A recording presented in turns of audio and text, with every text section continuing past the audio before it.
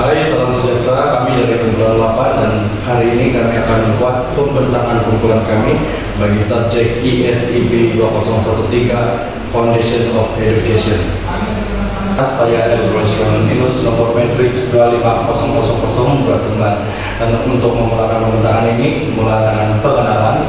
Jadi dalam pendidikan abad ke-21 ini tugas guru ialah guru telah berkembang melalui penyampaian ilmu semata-mata. Jadi guru pada masa kini perlu mainkan peranan dorang yang dengan lebih luas termasuk dalam pengurusan emosi, baik untuk diri mereka sendiri maupun untuk pelajar.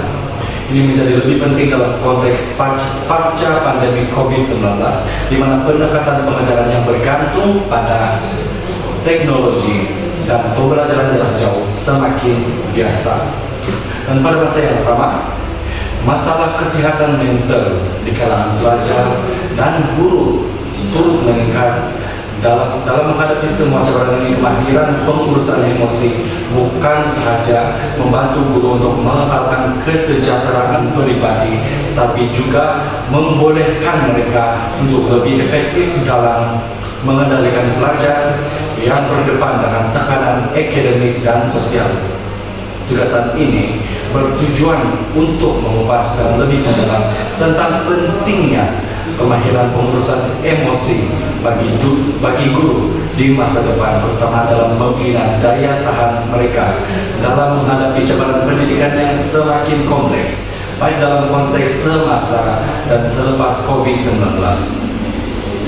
Salam sejahtera, nama saya Freddy Dejos, nomor matriks saya MS 2501 33832. Hari ini saya akan membentangkan profesi guru. Profesi guru merupakan satu bidang kerjaya yang melibatkan tanggung jawab utama dalam mendidik, membimbing, dan membentuk perkembangan dalam aspek akademik, emosi, sosial, dan moral. Dalam konteks pendidikan abad ke-21 dan era pasca COVID-19, peranan guru menjadi lebih mencabar karena mereka perlu menyesuaikan diri dengan perubahan teknologi, kaidah pembelajaran baru, serta menangani cabaran emosi dalam kalangan pelajar diri mereka sendiri.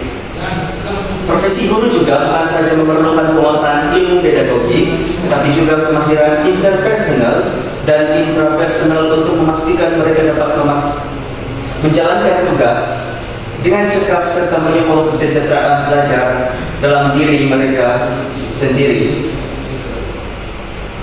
dalam persekitaran pendidikan yang semakin mencabar. Seterusnya, saya akan membentangkan peranan guru dalam pengurusan pelajar dalam kelas. Yang pertama, mewujudkan persekitaran pembelajaran yang positif. Guru bertanggung jawab untuk memastikan keadaan kelas berada dalam keadaan yang selesa, selamat, harmoni bagi pelajar. Hal ini dikatakan demikian karena sikap harmoni, hormat dalam kalangan pelajar. Selain itu, membuat jadwal kelas yang jelas, adil, serta menyediakan ruang belajar yang bersih, tersusun bagi mengelakkan gangguan dalam kelas. Bagi mengawal disiplin pelajar pula, guru perlu mempunyai inisiatif yang berkesan dalam menangani tingkah laku pelajar yang tidak sesuai tanpa menjejaskan hubungan guru dan pelajar. Menerapkan peraturan dan prosedur yang jelas serta memberikan ganjaran kepada pelajar yang mengamalkan nilai yang terpuji dan bertingkah laku positif juga merupakan salah satu inisiatif yang mungkin berkesan. Dan yang terakhir, meningkatkan pelibatan pelajar dalam pembelajaran. Guru perlu memastikan pelibatan pelajar secara aktif dalam pembelajaran bagi menghilangkan kebosanan dan gangguan disiplin. Oleh itu, guru perlu menggunakan pelbagai kaidah pembelajaran seperti interaktif, pembelajaran berasaskan masalah, dan kerja berkumpulan. Selain itu, menggunakan komunikasi dua hala dengan memberi peluang kepada pelajar untuk bertanya dan berfungsi pendapat, memberikan tugasan yang bersesuaian dengan tahap keupayaan pelajar. Salam sejahtera, nama saya Helena Federa Kapita dan nomor metrik saya adalah MS 25032470. Hari ini saya akan membentangkan tentang pengurusan pelajar dalam kelas. Tujuan pengurusan pelajar dalam bilik kerja ialah untuk memudahkan cara atau mengendalikan pembelajaran murid di dalam kelas dengan lebih teratur. Bilik kerja juga merupakan persekitaran pembelajaran yang merangkumi aspek murid, guru, ruang, dan alat pembelajaran. Secara umumnya, bilik kerja merupakan tempat berlakunya proses PDPC yang melibatkan pelajar dan guru. Antara pengurusan pelajar dalam kelas adalah menggunakan komunikasi lisan dan bukan lisan.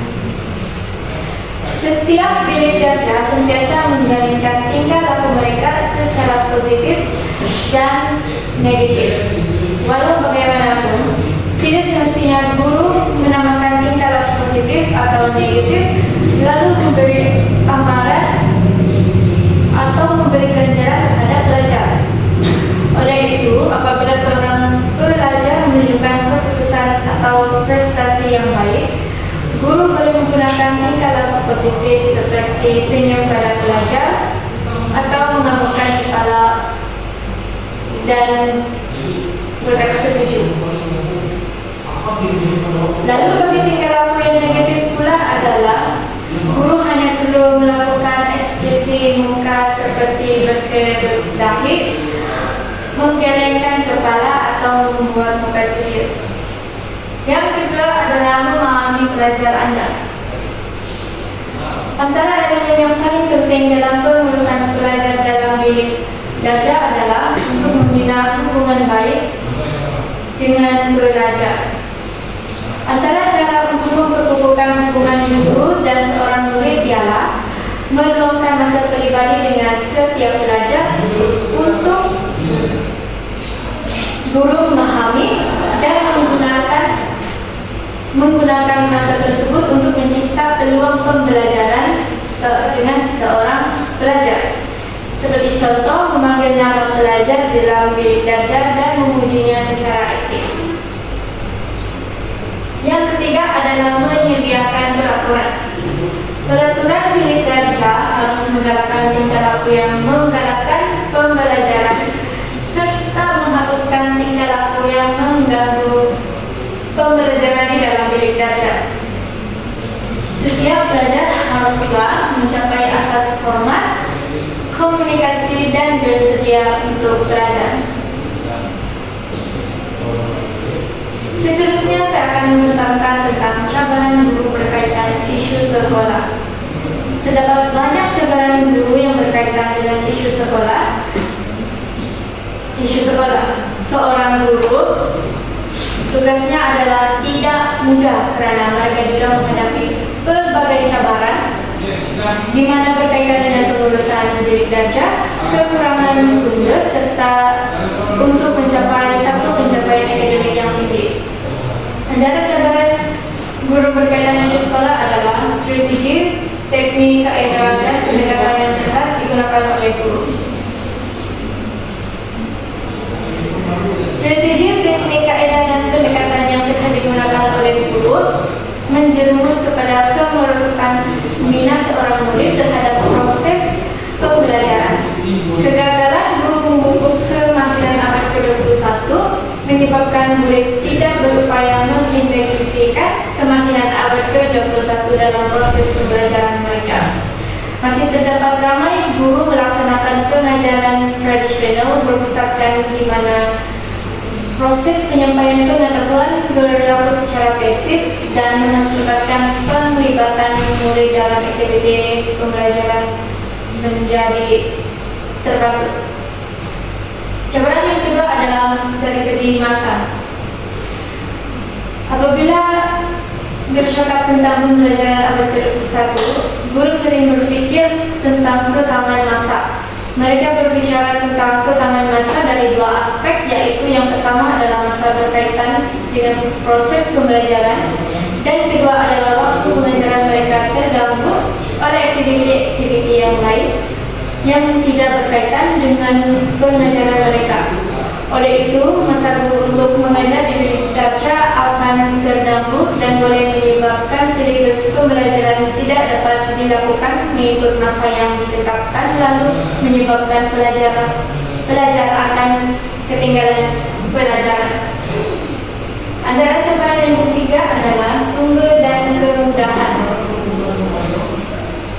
Salah satu cabaran ciri pembelajaran abad ke-21 yang berlaku adalah dari segi kekurangan strategi, yang dimana berpusatkan sumber daya atau bahan.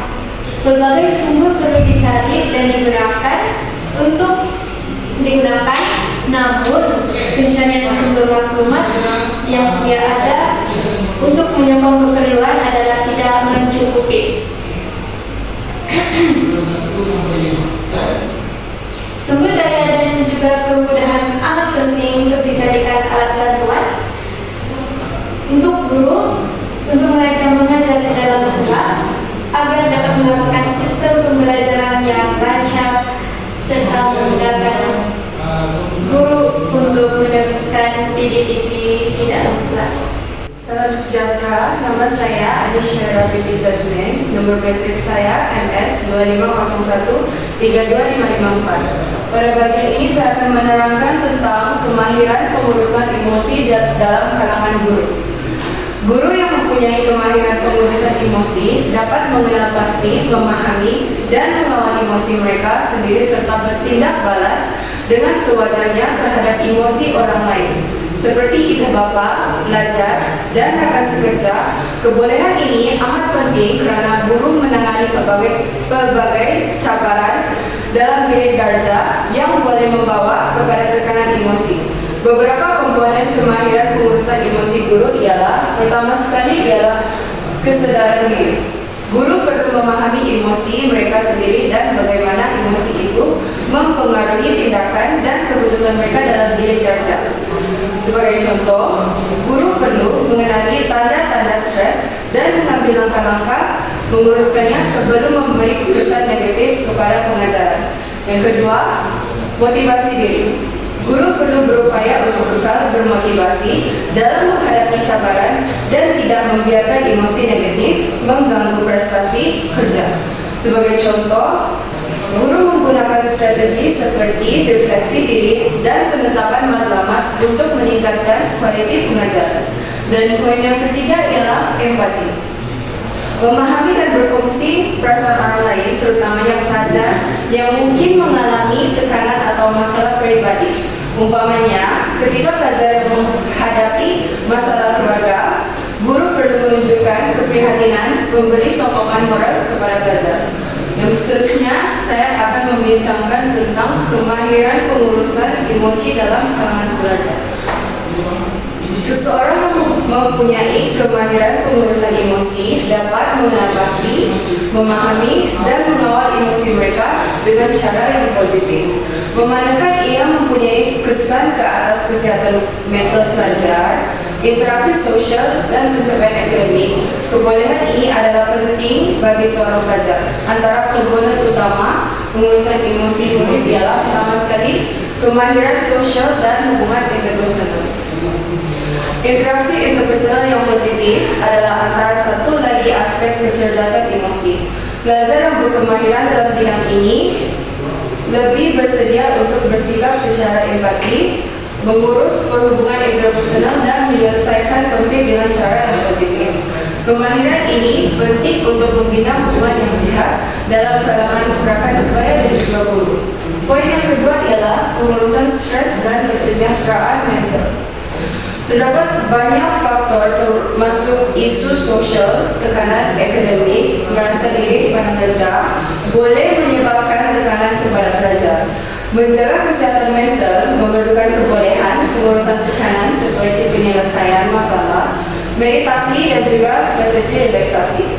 Pengurusan tekanan yang berkesan meningkatkan kemungkinan pelajar akan terus menunjukkan prestasi yang baik dan menjawab masalah kesehatan mental.